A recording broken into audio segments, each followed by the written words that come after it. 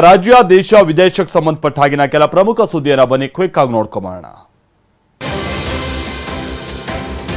ಮಂಡ್ಯದ ಕೆರೆಗೋಡು ಹನುಮಧ್ವಜ ತೆರವು ವಿವಾದ ಮತ್ತಷ್ಟು ಹೆಚ್ಚಾಗಿದೆ. ನಾಳೆ ಮಂಡ್ಯ ನಗರ ಬಂದ್ಗೆ ವಿವಿಧ ಹಿಂದೂ ಪರ ಸಂಘಟನೆಗಳು ಕರೆ ನೀಡಿವೆ. ಬಂದ್ಗೆ ಬೆಂಬಲ ವ್ಯಕ್ತಪಡಿಸುವಂತೆ ಗುಲಾಬಿ ಹೂವನ್ನ ಕೊಟ್ಟು ಮನವಿ ಮಾಡಿಕೊಂಡ್ರು. ಮಂಡ್ಯದ ವಿವಿ ರಸ್ತೆಯಲ್ಲಿ ವರ್ತಕರಿಗೆ ಹೂವು ನೀಡಿ ಮನವಿಯನ್ನ ಸಲ್ಲಿಸಲಾಯಿತು. ಕಾಂಗ್ರೆಸ್ ಸರ್ಕಾರದ ವಿರುದ್ಧ ಕೆಂಪಣ್ಣ ಮತ್ತೆ ಕಮಿಷನ್ ಆರೋಪವನ್ನ ಮಾಡಿದ್ದಾರೆ. ಈ ಆರೋಪಕ್ಕೆ ಮಾಜಿ ಸಚಿವ ಮುನ್ರತ್ನ ರಿಯಾಕ್ಟ್ ಮಾಡಿದ್ದಾರೆ. ಕೆಂಪಣ್ಣ ಈ ಬಾರಿ ಸತ್ಯ ಹೇಳಿದ್ದಾರೆ. ಕಾಂಗ್ರೆಸ್ ವಿರುದ್ಧ 40% ಕಮಿಷನ್ ಆರೋಪವನ್ನ ಮಾಡಿದ್ದಾರೆ. ಕಾಂಗ್ರೆಸ್ ಪರ ಇದ್ದಂತಹ ವ್ಯಕ್ತಿಯೇ ಆರೋಪ ಮಾಡಿದ್ದಾರೆ. ಅವರ ಬಳಿ ಮಾಹಿತಿ ದಾಖಲೆ ಸೂಕ್ತವಾಗಿ ಸಿಕ್ಕಿರುತ್ತವೆ ಅಂತ ಆಕ್ರೋಶವನ್ನ ಹೊರಹಾಕಿದ್ದಾರೆ.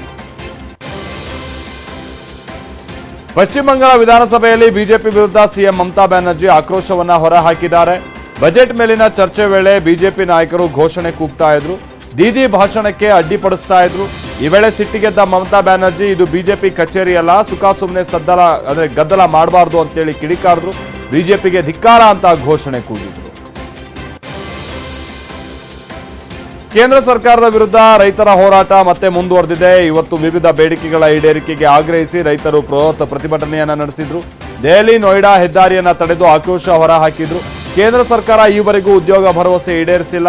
ನೋಯ್ಡಾ ಪ್ರಾಧಿಕಾರ ಶೇಕಡ 10% ನಿವೇಶನಗಳನ್ನು ಹಿಂಪಡೆದಿದೆ.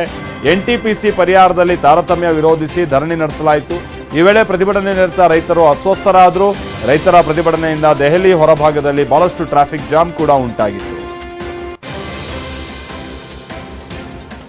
ಮಾಜಿ ಉಪ ಪ್ರಧಾನಿ ಎಲ್.ಕೆ. ಅಡ್ವಾಣಿ ಅವರನ್ನ ಬಿಹಾರ ಸಿಎಂ ನಿತೀಶ್ ಕುಮಾರ್ ಭೇಟಿಯಾಗಿದ್ದಾರೆ.